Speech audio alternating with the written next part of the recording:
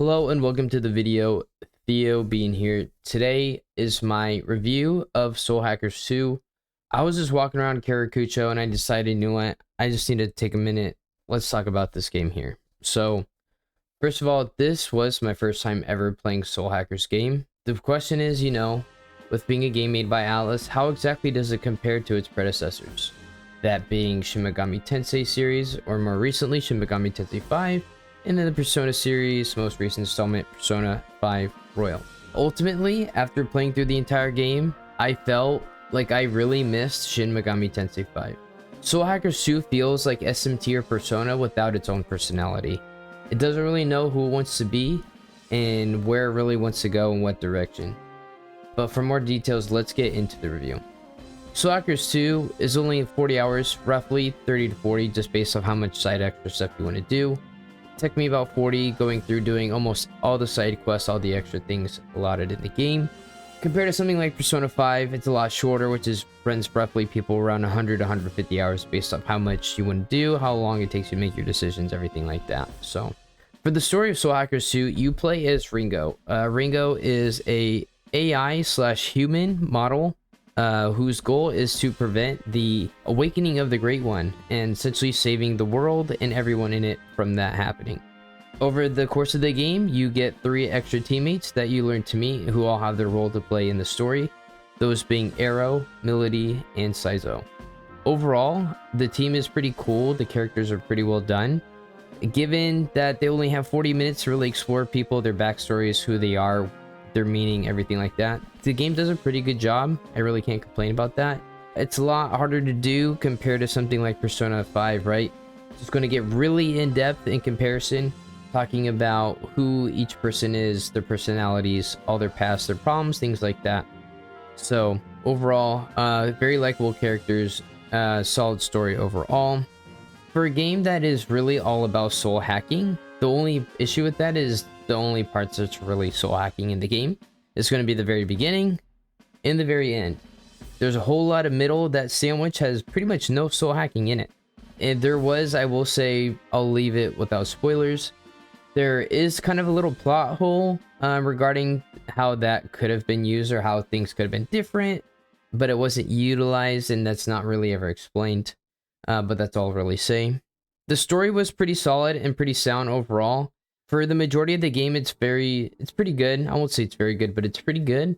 I felt that at a certain point towards the end, it feels like the story just kind of has a twist in it to just kind of make it longer than it should be. I thought there was personally a little bit of a plot hole with that as well.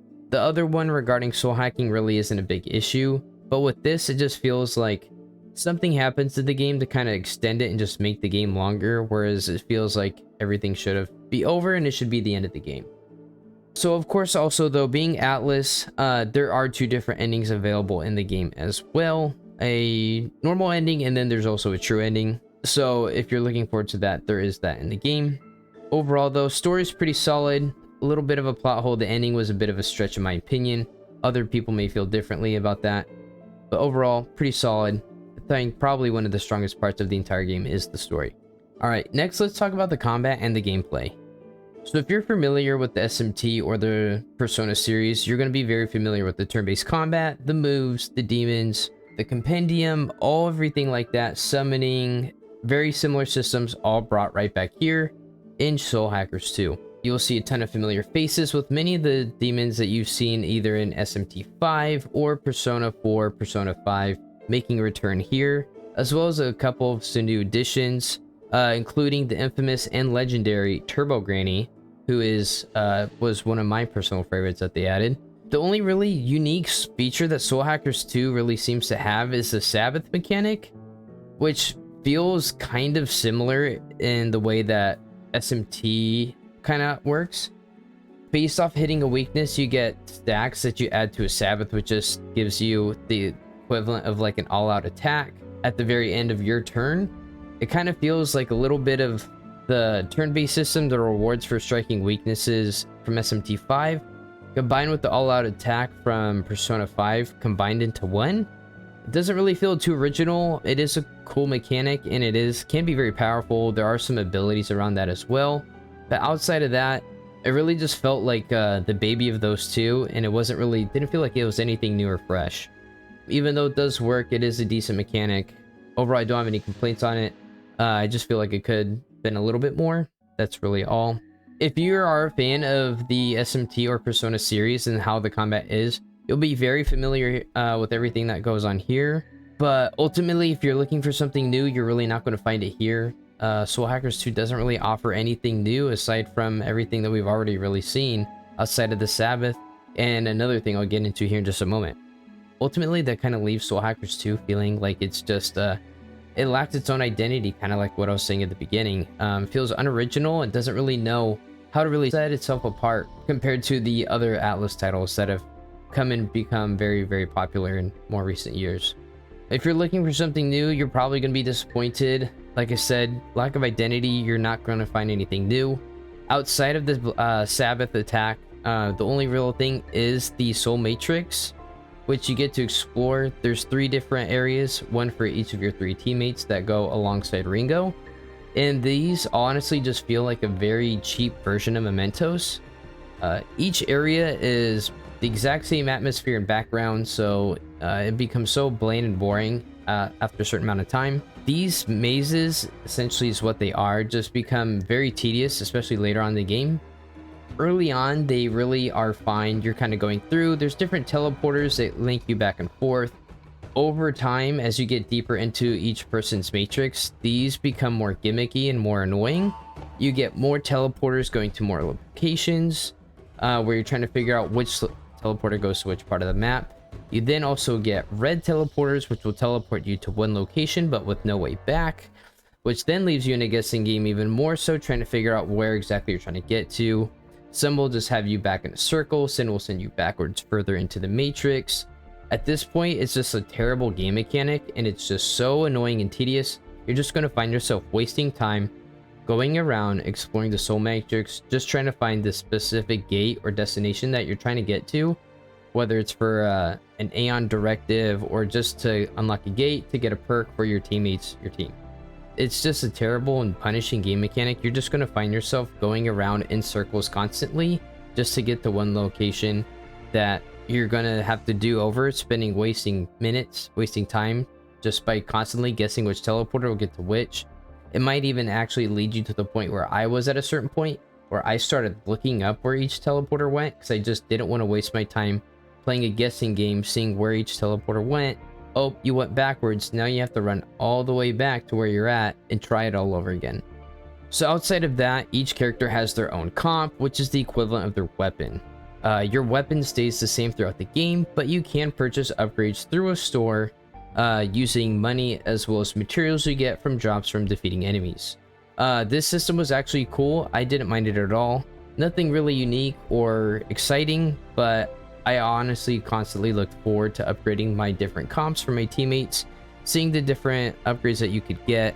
Some of them were actually really cool, and some of them specifically for Ringo as well as a couple other characters seemed really strong and made me want to actually at times kind of go grind out the materials I needed for those upgrades, since they were so good and how much they could help you when it came to going through different levels and areas, especially assisting you in different combat scenarios. As for the music overall, I would just say is pretty solid. I didn't feel like any of the songs were especially really great, but they weren't exactly bad either. They just all kind of fit the different areas and situations you'll be in. Nothing really specifically like the Persona series, even though I will say the Persona music is an outlier, especially number 5. Even in 4 as well, the music is so good that trying to compare it to something like that is just completely unreasonable. Overall, the music's solid, not bad, not good, but you know, doesn't really take away or anything from the game. So this game also does have a replay value. There is a New Game Plus mode for it as well. I personally did not go through to do anything for New Game Plus. Once I beat the game, I was pretty much done with it. I had no intention or desire to go through. But for anybody that is with New Game Plus, you kind of get to keep your same team, the same demons that you might have. You also get to go further into your different character soul matrices, so you can kind of pursue even the late game enemies and demons as well. I will say by the time you're around the end of the game, will be close to around level 60 or so. So if you want to finish those special fusions or things that you might have unlocked, you can kind of continue to do that and pursue those through New Game Plus.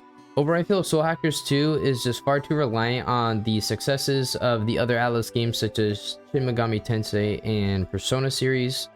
It really doesn't do anything to set itself apart, and like I said, just trying to make this cheap version of Mementos and this kind of knockoff system, combining the turn-based from Shin Megami Tensei striking weaknesses as well as the getting people down for an all-out attack, combining those two together to kind of make the Black Sabbath attack. Outside of that, there really isn't anything else that really makes Soul Hackers 2 unique, outside of the fact the story is around soul hacking, which I felt really could have been utilized more. Overall, it is a good game, and I might be a little biased where I feel like I gave it a 6 out of 10 just due to how much I do like the combat system from these previous Atlus turn-based JRPGs that we've seen in the past. But overall, solid story as well as good overall system that we've seen from other titles, but it really fails to do anything to set itself apart, as well as the soul matrix just becomes tiresome and irksome to do, and at times leaves you feeling like you have to do it just so that you can get certain upgrades for your characters and explore that just because of how strong those are, regardless of the fact that it's at times is completely tedious and annoying to go through and explore. That is going to be it for my review of Soul Hackers 2. There really isn't too much meat on the bone. 40-hour game, not too bad for JRPG. Hopefully, I'm curious to see what you guys think. If you like the game, let me know your thoughts and comments down below in the comments. If you can, also please like the video and subscribe to the channel. It greatly helps me out as well as helps out the algorithm. I will be coming out with a review for God of War Ragnarok here soon. I am still currently going through that at the moment. I'm looking forward to finishing that and having a review out for that as well. And we will also be streaming Pokemon Violet on Friday when that is released. That will be through my Twitch, which I will have linked down in the description below, so you can check that out as well as we go through. Check out the new region here, and I'm excited for that one as well. But that is going to be it for this. Until next time, I hope you all have a good one. Peace and deuces. See ya.